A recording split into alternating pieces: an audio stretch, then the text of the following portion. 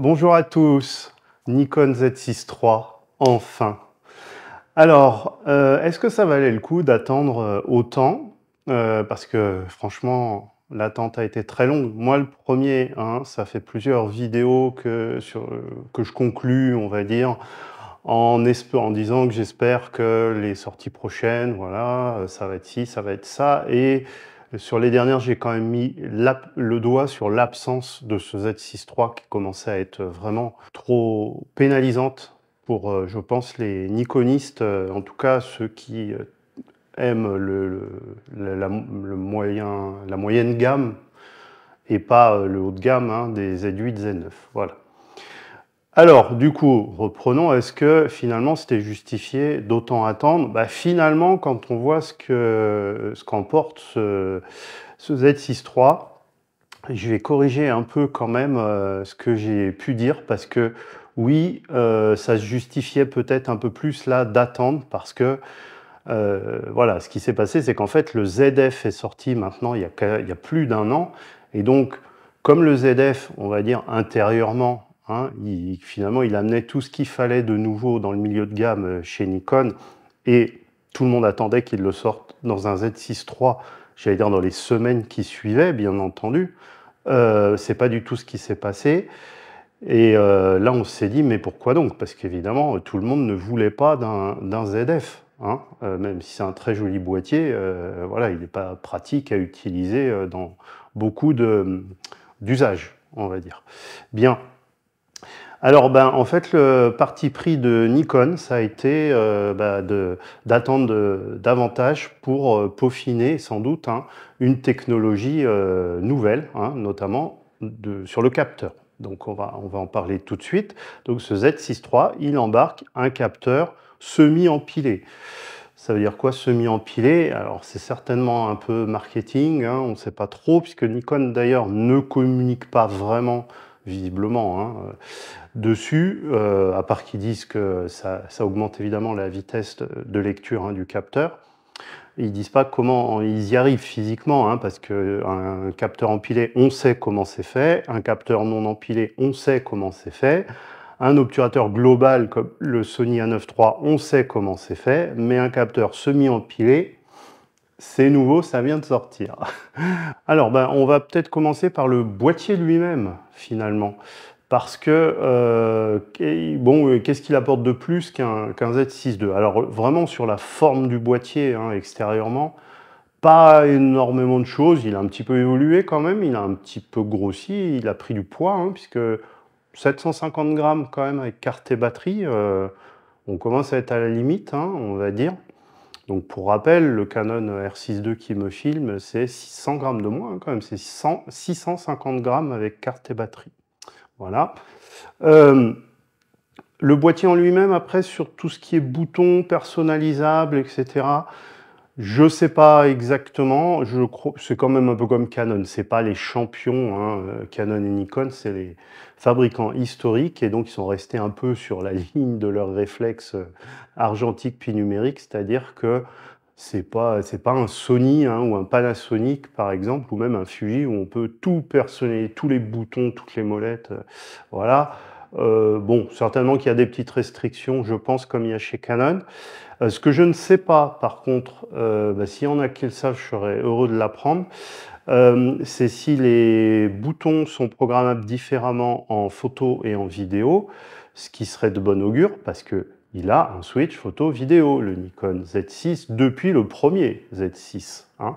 Et ça, vous savez, si vous suivez mes vidéos assez régulièrement, que moi j'y suis particulièrement attaché à ce switch photo-vidéo. C'est par exemple ce que je regrette sur toute la gamme Panasonic, hein, qui n'est pas ce switch, ou chez Fuji. Voilà, donc il a bien ce switch. Alors, est-ce que les boutons basculent dans une autre fonction? Merci de me le dire si vous le savez. Ça serait évidemment ce qu'il faut, hein. Ça va de soi, de même que les modes U1, U2, U3 personnalisés sur la roue, PSAM, là, c'est pareil, il faut qu'ils puissent basculer dans des modes vidéo. J'imagine que c'est le cas, mais enfin, j'ai pas vraiment trouvé l'info, donc je suis pas sûr. Dites-le moi, encore une fois, merci si vous le savez. Ensuite, Au niveau écran, eh ben, enfin un écran sur rotule chez Nikon. Alors, ça avait commencé sur le ZF, alors là, c'était presque incongru, quoi. Parce qu'un boîtier vraiment destiné avant tout aux photographes, mettre un écran sur rotule, c'était un peu bizarre comme idée. Après, ils sortent le Z8, un boîtier beaucoup plus polyvalent photo-vidéo, haut de gamme dans les deux mondes, quoi, vraiment. Mais donc à ce moment-là, s'il est haut de gamme en vidéo, ça paraît logique d'avoir un écran sur rotule. Ben non, lui, il n'a pas un écran sur rotule. Bon, là, enfin, on a un truc logique, hein, on va dire, un boîtier très hybride dans l'âme, là, ce Z6 III. Il a un écran sur rotule. Merci Nikon.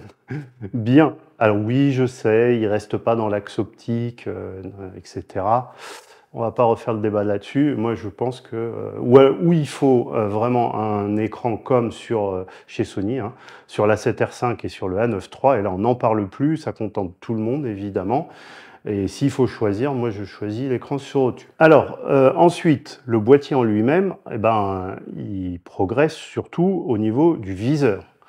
Et on n'attendait pas forcément Nikon là. Donc ça fait partie des très bonnes surprises de ce boîtier parce qu'il augmente vraiment en résolution. Enfin vraiment, le précédent faisait 3,6 millions de points et là on passe au 5, je ne sais plus trop combien, que j'ai eu moi sur le Fuji X-H2S par exemple, hein, donc je peux en parler.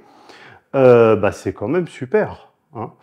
Alors, bon, si c'est un viseur très défini, mais qu'il a d'autres défauts, on va dire, et c'est le cas chez Fuji par exemple, parce que moi je l'ai toujours regretté sur mes boîtiers Fuji, c'est que ce soit le viseur du X-H2S, du X1620, du X-T4 que j'ai eu à un moment aussi, ils ont tous le même défaut, c'est qu'au niveau de la colorimétrie, il n'y a pas moyen d'avoir une image fidèle à la réalité.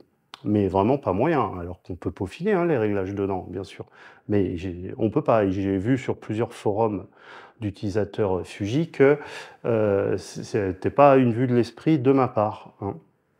Alors là, c'est tout l'inverse, hein, puisque visiblement, Nikon a beaucoup communiqué sur justement le respect de la couleur de ce viseur, hein. Ça a l'air même, il est doté d'une technologie qui est une première dans le monde des viseurs des hybrides. Donc, c'est-à-dire que ce viseur est carrément meilleur que celui des Z8 et Z9, hein. Donc, c'est quand même pas rien, là, et c'est une très bonne surprise. Toujours si on continue à faire un peu le tour du boîtier, bon, les écrans arrière de Nikon sont de mémoire toujours très bons, hein. Voilà, c'est pas Sony là par exemple, hein, et ça c'est un défaut chez Sony. Voilà, il n'y aura pas de problème à ce niveau-là. Le tactile est bon hein, chez Nikon, clairement. Alors moi j'ai eu le Z6 I pendant quelques temps. Le tactile était déjà bon dessus, donc j'imagine qu'il l'est toujours tout autant. Les menus par contre, c'est pas terrible chez Nikon. Ensuite, au niveau des cartes mémoire, eh ben, il a la CF Express. Ah oui, c'est pas un double CF Express, ça, c'est un peu le problème, hein. C'est toujours un peu le cul entre deux chaises, on va dire. C'est CF Express plus carte SD. Alors, des fois, on préfère avoir deux cartes SD pour faire de la sauvegarde, quoi, et sans que ça ralentisse l'appareil, parce qu'en fait, c'est ça qui va se passer. Si on écrit que sur la carte SD, on n'aura pas toutes les performances du boîtier, hein, parce qu'on va voir derrière que c'est une sacrée machine, hein, quand même. Voilà. Et donc, du coup, on peut voir aussi les choses du bon côté, dire la CF Express, elle va permettre, en photo notamment, d'avoir un buffer vraiment très, très, très confortable par rapport à de la carte SD sur les rafales. Et en vidéo, évidemment, avoir accès à des débits vidéo énormes, hein, et on va le voir, c'est bien le cas, évidemment, de ce boîtier. Donc, ça reste quand même une bonne chose. Moi, je trouve qu'il est une CF Express. Moi, j'en avais une aussi sur mon Fuji X-H2S et j'appréciais quand même beaucoup de pouvoir débloquer toutes ces performances-là du boîtier grâce à cette carte qui, au passage, ne coûte pas plus cher à capacité égale qu'une carte SD haut de gamme, hein, malgré tout ce qu'on entend dire qui est archi faux à ce niveau. Bien, voilà pour ça, et on termine avec le port HDMI. Et oui, il a un port HDMI pleine taille, là vraiment, il coche vraiment toutes les cases, là, ce Nikon, hein. Alors moi, si je compare vite fait là, avec mon Canon R6 II, bah, mon Canon, bon, il a un bon viseur, mais c'est pas un viseur de ce niveau-là. Il n'a pas un port HDMI pleine taille, par exemple, hein. Ça fait quand même une différence notable, bien entendu. Alors, on va passer maintenant à la partie photo proprement dite. Donc en photo, est-ce qu'il progresse beaucoup par rapport à un Z6 II? Alors oui, oui.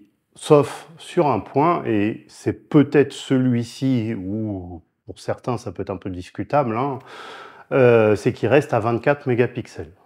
Maintenant, le fait qu'il ait ce capteur semi-empilé et le nouveau processeur, bien sûr, et le nouvel autofocus, ça fait qu'il progresse énormément par rapport au Z6 II. Alors le premier des progrès, et il était évidemment attendu de pied ferme, c'est l'autofocus, hein, parce que c'était un peu le talon d'Achille depuis que Nikon est passé aux hybrides avec le Z6, puis le Z6 II, le Z7, le Z7 II, hein, bien sûr.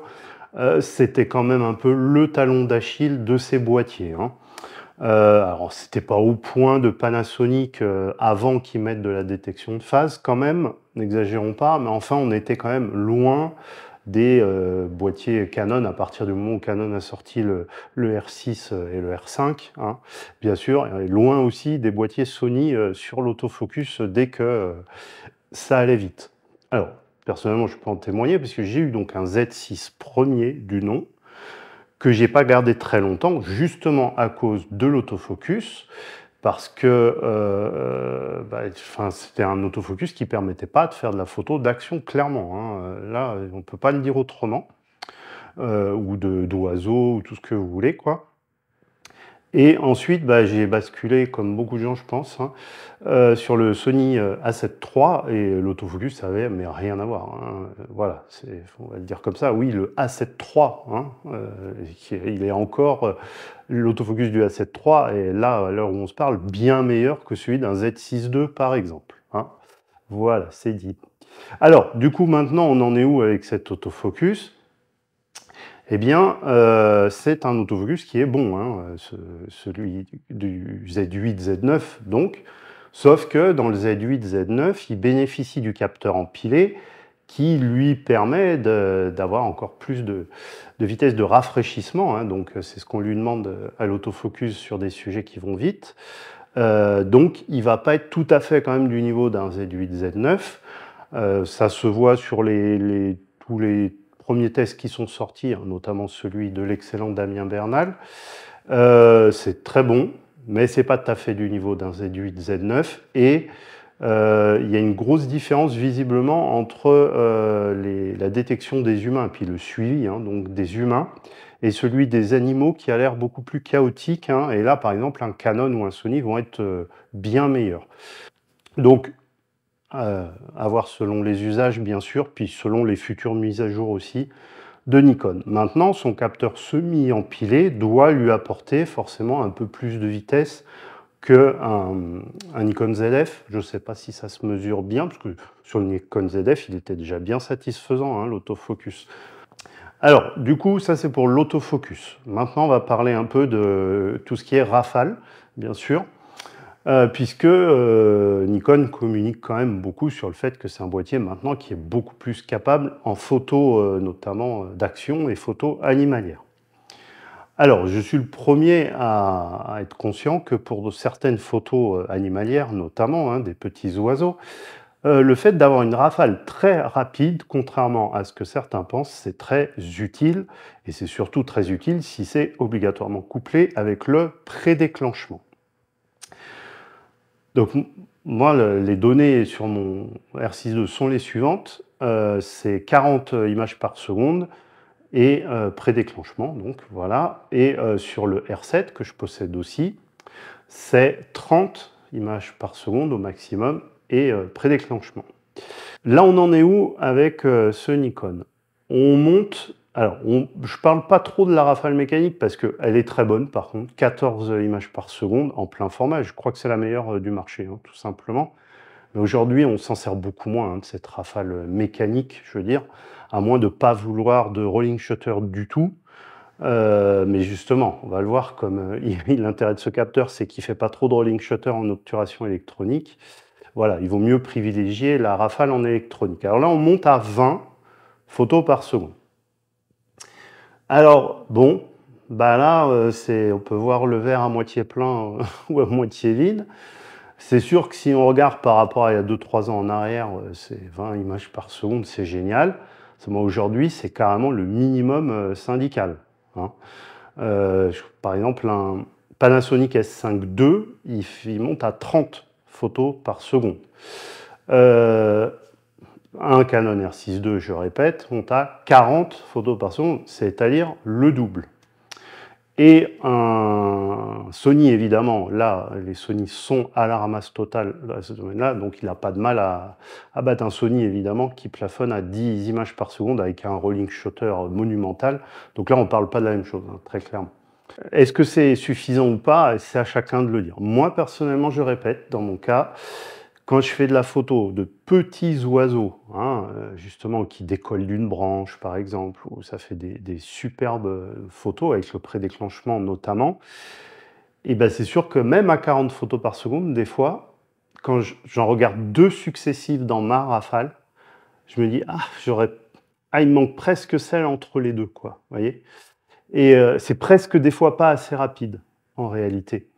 Alors, et puis des fois, au contraire, ça va très bien, hein, et puis c'est surtout que il faut trier après, enfin, faut vite effacer les autres parce que sinon vous saturez très vite votre carte, hein, et puis derrière l'ordinateur.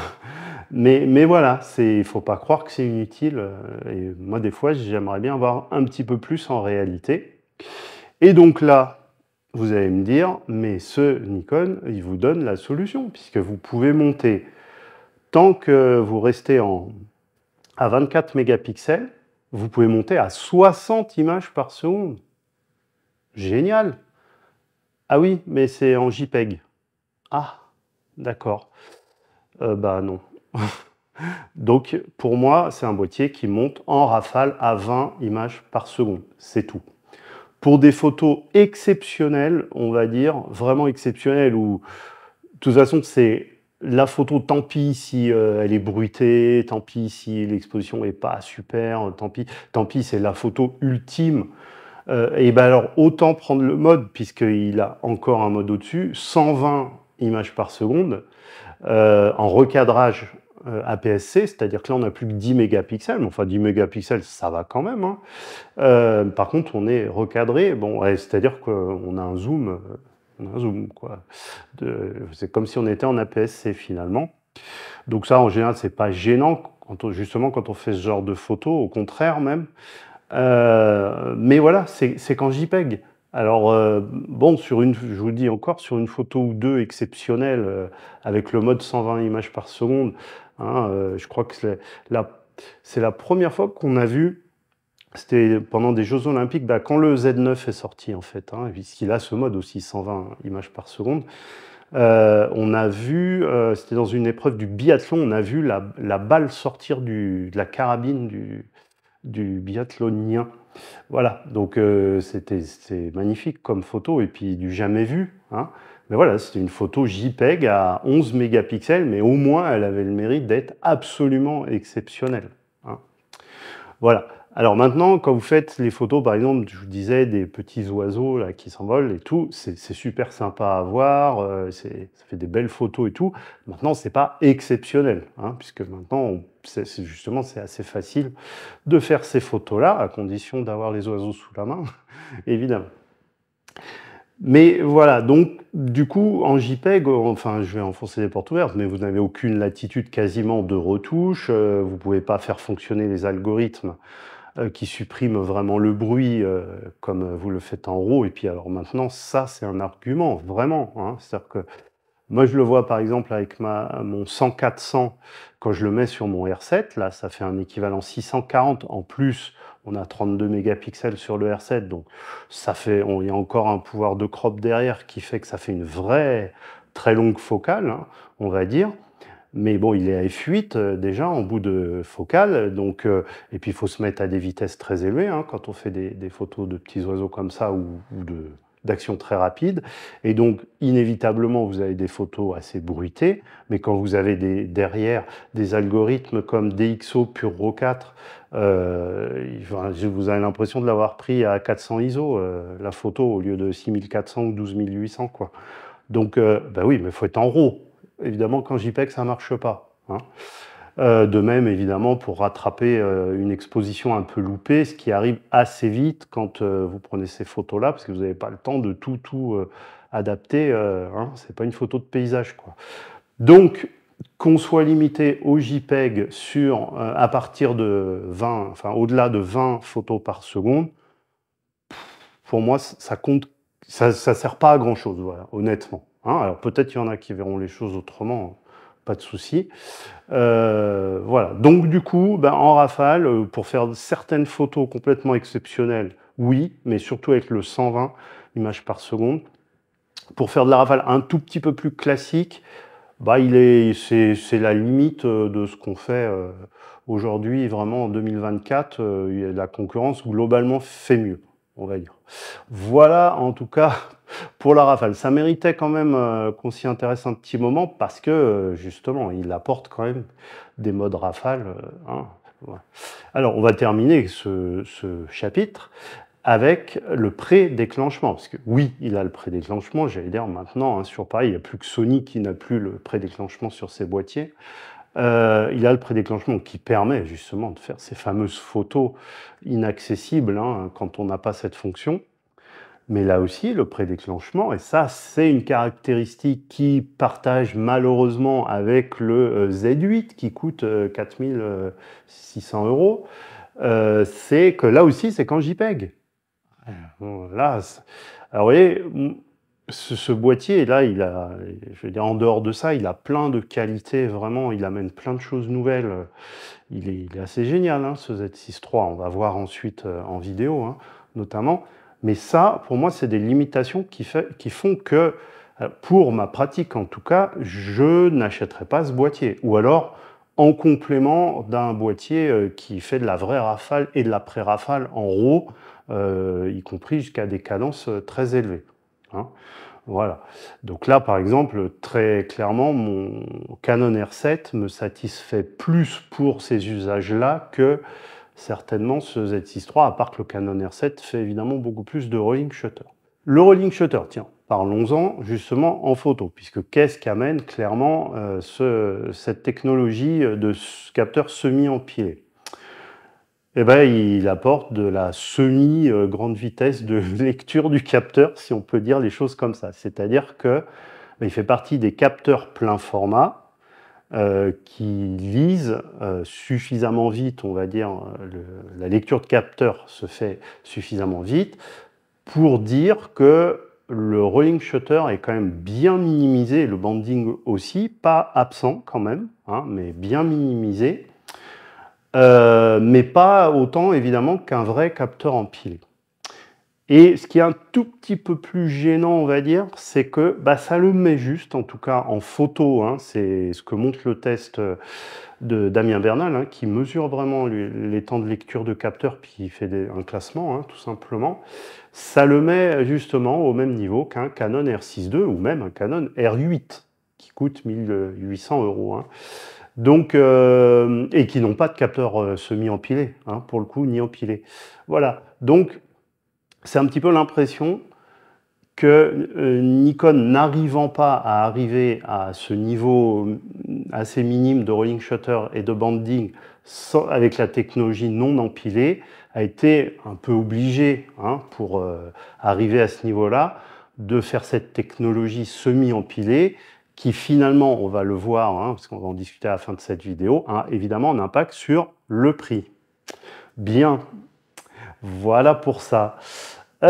Sinon, après en photo, on va pas, je pense, parler de la montée ISO, de la dynamique, tout ça. Maintenant, on est arrivé dans une sorte de standard, hein. Les capteurs 24 mégapixels plein format, que ce soit donc chez Nikon, que ce soit chez Canon, que ce soit chez Panasonic, c'est tous des super capteurs pour ce qui est montée ISO, la dynamique. Alors, le Canon, un petit peu moins, c'est sûr. Mais ouais, voilà, quoi. les différences, c'est vraiment à la marge entre les boîtiers. Après, il y a plus la colorimétrie à la limite qui va jouer, mais ça, c'est indépendant de la taille du capteur, hein, bien entendu, et de sa définition aussi. Donc, bon, très bon capteur, évidemment. Ensuite, donc, on va quand même revenir juste sur le fait qu'il a que 24 mégapixels.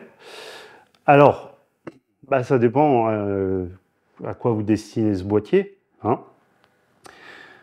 C'est sûr que chez Nikon, le problème, c'est qu'on n'a pas une solution pour dire, par exemple, si je veux faire vraiment de l'animalier avec de la vraie très longue focale, je vais prendre un boîtier APS-C performant, comme chez Canon avec le R7, par exemple, hein, et puis ça sera un complément à mon Z6 III, voilà.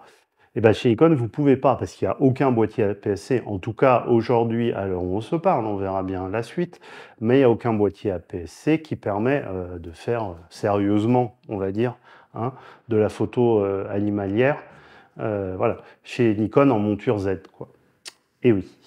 Donc, vous êtes obligé de faire avec les boîtiers plein format. Et donc, quand vous avez que 24 mégapixels et une focale maximale, en tout cas en zoom, hein, qui est de 600 mm, c'est pas la folie, hein, quand même, c'est pas la folie. Voilà, hein, encore une fois, avec un Canon R7 et le 100-400, si vous tenez compte du surplus de résolution du R7 par rapport à un Z6 III, le 100-400 qui est tout petit, tout léger de Canon équivaut déjà à un 800 mm par rapport au 180-600 qu'on a chez Nikon. Et puis, on ne parle pas du même encombrement ni du même prix, hein. Voilà. Donc, si on se contente de 600 mm, c'est-à-dire que dans les usages qu'on a, ça suffit, puis qu'on n'a pas besoin de faire un énorme crop derrière, c'est quand même une bonne solution, hein, il n'y a pas de souci. Si on a besoin d'un peu plus, il faut un Z8, voilà, hein, parce qu'on a 45 mégapixels, tout simplement. Bon, je crois qu'on a fini pour la photo quand même, hein. Alors à part ces limitations au JPEG qui, moi, me chagrinent, surtout pour le prédéclenchement, ça reste des bonnes capacités photo au goût du jour, quoi, hein, clairement, hein, voilà.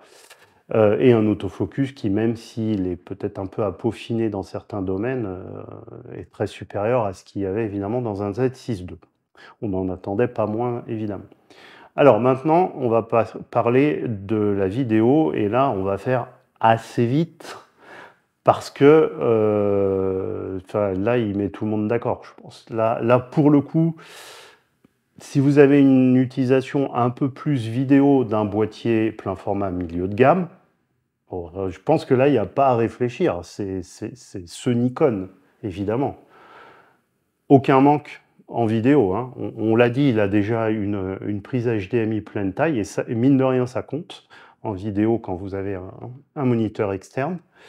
Et puis, alors, les codecs de folie, les fréquences images de folie, les résolutions de folie. Donc,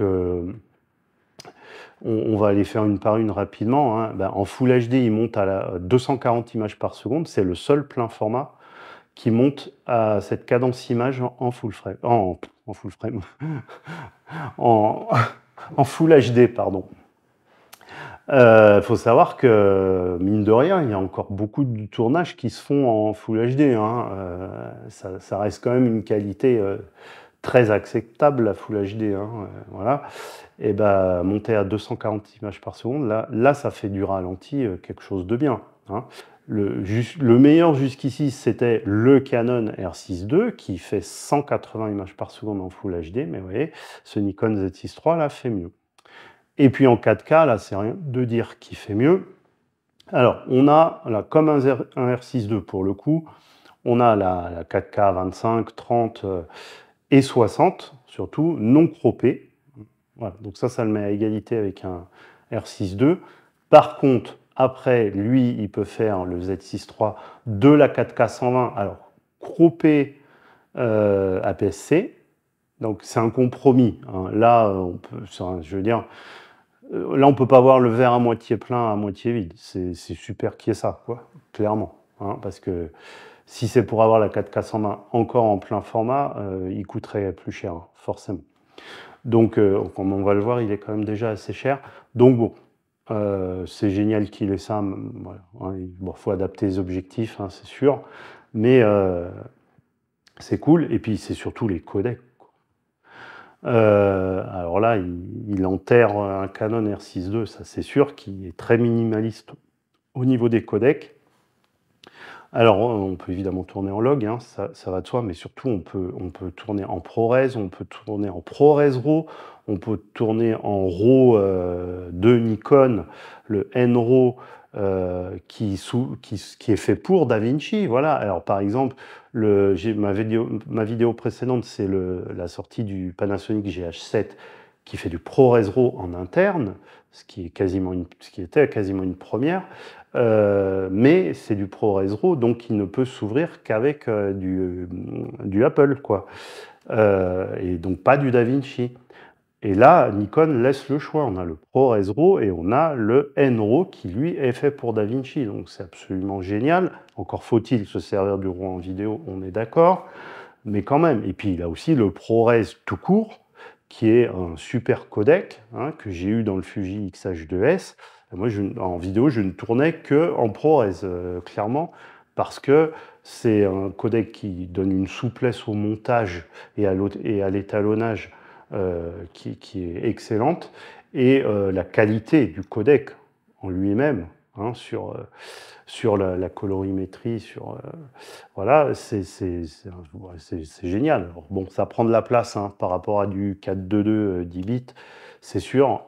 Du H265 ou 264, je veux dire, ça prend de la place, quoi. Hein, le ProRes, même non RAW, mais c'est un super codec, quoi. Voilà. Donc après, on a la 6K jusqu'à 60 images par seconde, mais ça, c'est incroyable presque, hein, pour un boîtier milieu de gamme, on va dire. Alors, le seul petit truc qui lui manque, parce qu'il faut bien quand même qu'il lui manque un truc, c'est le format OpenGate. Hein. Donc, c'est toujours du 16/9. Et donc, si vous voulez extraire, hein, vous savez, les fameuses vidéos verticales à partir d'un tournage horizontal, ben, il est conseillé d'avoir l'OpenGate parce que vous retombez quand même dans une définition largement suffisante sur un recadrage vertical, ce qui est moins le cas quand vous partez du 16/9, quoi. Voilà. Donc ce sera ça son petit défaut, parce que voilà, pour le reste, c'est une vraie bête en vidéo. On finit peut-être avec la stabilisation. Hein. Alors la stabilisation, ça a l'air d'être la même que dans le ZF, avec peut-être encore un petit truc en plus, puisqu'il l'annonce. Alors ça aussi, c'est très marketing, avec 8 stops. Hein. Donc dans les différents tests que j'ai pu voir, ça a l'air bien. Mais pas non plus mieux que, je sais pas, il me semble, moi, comme ça, c'est dur de dire, mais c'est pas forcément mieux que mes deux Canon, là, je trouve. Et c'est, par contre, moins bien qu'un Panasonic S5 II, S5 IIX. Hein, mais ça reste quand même une bonne stabilisation. Donc, si on fait le bilan, il amène quand même beaucoup de choses, et finalement ça justifiait, hein, qu'il y ait eu toute cette attente. On va dire, c'est pas pour avoir remis à l'identique ce qu'il y a dans le Nikon ZF, quoi. Hein. Et on peut remercier Nikon pour ça. Alors, du coup, le prix, ouais, c'est un peu cher, c'est sûr. Hein. Là, par rapport à un Z6 II, on prend une petite claque, hein, parce que là, 3 000 €, on commence à être à l'extrême limite du milieu de gamme, on va dire. Le milieu de gamme, classiquement, c'est entre 2 000 et 3 000 € en plein format. Hein.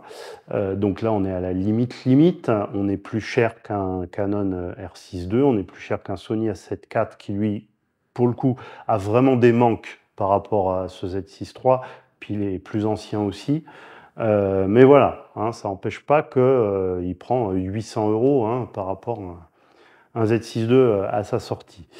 Est-ce que c'est justifié? Oui, clairement, vu ce qu'il a dedans, hein, ça va être difficile de dire que c'est pas justifié. À la petite réserve près, comme j'ai dit juste avant, que c'est son capteur semi-empilé qui fait qu'il atteint aussi ce prix-là, et que finalement, si vous prenez un Canon R6 II, il va avoir la même vitesse de lecture, en photo tout au moins, parce qu'en vidéo, ça a l'air quand même d'être mieux sur le Nikon. En tout cas en photo, là où on va être confronté au banding et où le rolling shutter, à mon avis, est encore plus embêtant qu'en vidéo, bah, il fait pas forcément mieux qu'un R6 II. Bon, vous voyez, voilà. Par contre, il apporte tellement de choses en plus en vidéo notamment que oui, ok. Hein, mais voilà. Donc ouais, c'est cher, mais c'est quasi justifié. Alors, ça laisse peut-être la place pour sortir un Z, je sais plus, ils ont un Z5, hein, un Nikon, qui est plus entrée de gamme en plein format, je veux dire. Peut-être un Z5 II, hein, ça pourrait être pas mal, à la limite. Voilà, voilà, et puis on termine peut-être, oui, ben, donc la concurrence rapide, ben, donc le Canon R6 II, je pense que c'est le plus proche, hein, on va dire, en termes de spec. Le Canon R6 II aura moins de compromis sur la rafale en photo, hein, ça c'est très clair. J'en ai parlé tout à l'heure et ça peut faire quand même une différence. Pour mon cas personnel, ça fait suffisamment de différence pour dire non, ce Z6 III malgré tout ne m'intéresse pas, en tout cas, surtout s'il n'y a pas de complément en APS-C qui permet justement de pallier ce petit problème. Et puis en vidéo par contre, le Z6 III enterre le Canon R6 II, c'est évident. Alors peut-être pas, on ne parle pas de la qualité d'image proprement dite, hein, mais on parle de tous les codecs, tous les formats, voilà, qui est un peu là le défaut du Canon, pour le coup. Voilà, puis un meilleur viseur, et puis une prise HDMI pleine taille, un capteur malgré tout avec une technologie inédite, hein. Voilà, donc il soit en gros 200-300 € plus cher que le Canon R6 II, ça se tient, je pense, hein. Qu'il soit plus cher qu'un Sony A7 IV, alors là c'est évident que c'est justifié. Le seul petit argument qui reste en faveur du Sony, c'est que 33 mégapixels, et puis évidemment l'ouverture à tous les objectifs tiers, hein. Et puis pour terminer avec la concurrence, on a bien sûr le duo chez Panasonic S5 II, S5 IIX, qui va pas lâcher grand chose. Alors on va surtout prendre le S5 IIX, hein, qui va pas lâcher grand chose en vidéo, qui va même avoir des petits trucs en plus au niveau aide au tournage d'ailleurs, hein, que n'a pas le Nikon. Là où il va lâcher, c'est il fait pas de RAW en interne en vidéo, et puis même le ProRes non RAW, il faut un SSD externe pour tourner en ProRes, parce que justement ça passe pas sur les cartes SD, puisque le S5 IIX n'a pas de CF Express, hein. Donc voilà, et en photo, alors je pense que le nouvel autofocus Nikon vaut celui du S5 II, S5 IIX, hein, très clairement. Et puis si vous estimez que la rafale en JPEG c'est quelque chose de très valable, alors à ce moment-là il fait bien mieux que le S5 IIX, hein. En vidéo, par contre, le S5 IIX, j'ai oublié de dire, et de même que le Sony A7 IV, ils ont un gros défaut par rapport à ce Z6 III, c'est qu'ils ont un crop 1,5 en 4K 50-60, hein. Voilà. Allez, là, je pense qu'on a fait le tour. Donc maintenant, parlons vite fait de la gamme optique qui va aller avec ce Z6 III. On est chez Nikon, donc voilà, hein, qui partage avec Canon le fait de ne pas être ouvert aux constructeurs tiers, en tout cas en plein format, parce que chez Canon, on va bientôt avoir les objectifs Sigma hein, en APS-C, voilà, mais pas en plein format. Et donc, alors à part les objectifs Tamron rebadgés chez Nikon, il y en a quelques-uns et qui coûtent du coup plus cher que les vrais Tamron qui existent en monture Sony et Panasonic, hein. Donc à part ça, c'est des objectifs Nikon forcément. Alors, il y a quand même quelques belles références dans la monture Nikon. Il y a des zooms qui sont relativement abordables, hein, à f4 notamment. Bon, des petites focales fixes là assez récentes. Bon, là aussi, les focales fixes un peu plus anciennes, ouvertes à 1.8, je l'ai déjà dit dans d'autres vidéos, pour moi sont trop gros, c'est trop cher. pour du 1.8, mais bon. Et puis, bon, bah, on a ce nouveau zoom 180-600 quand même, malgré tout, en longue focale, qui est très moderne, hein, et très bon. Ils ont un super 24-120 f4, que moi, ça, c'est un objectif que j'adore. Voilà, ils ont des bonnes références, c'est sûr. Il y a des petits manques aussi, un peu comme chez Canon, à partir du moment où ils ne sont pas ouverts vraiment aux constructeurs tiers. En tout cas, bon, une sortie vraiment, hein, majeure, là, pour le coup, de 2024. Là, c'est la sortie majeure jusqu'à maintenant, en tout cas, de 2024, c'est sûr. Eh ben, on attend la suite, notamment chez Canon. Ça devrait quand même pas trop tarder à arriver, hein, avec le R5 Mark II notamment, qui promet beaucoup lui aussi. Le R1 aussi, plus confidentiel, hein, mais il a tellement fait le buzz depuis plusieurs années maintenant, le R1, que finalement il est attendu aussi de pied ferme en quelque sorte. Et puis, ben, on verra bien la suite également. Et ben, pour terminer, pourquoi pas espérer la sortie chez Nikon d'un boîtier APS-C, pour le coup, qui serait au moins aussi bon qu'un Canon R7. Hein, et pourquoi pas ce capteur semi-empilé en APS-C, hein, on peut toujours rêver. En tout cas, là, ça commencerait à être super intéressant pour qui voudrait avoir justement un plein format chez Nikon et un APS-C qui va bien pour faire vraiment de la photo animalière notamment ou sportive. Bon, hein, et ben, ou même avoir que l'APS-C, parce que c'est un APS-C suffisamment haut de gamme comme ça peut suffire en boîtier, je veux dire, en unique boîtier. Hein. Bon, voilà. Bref, à voir. En tout cas, ben, bonne surprise quand même, hein, globalement, ce Z6 III. Dites-moi ce que vous en pensez. Et puis, bah, à la prochaine vidéo. Au revoir.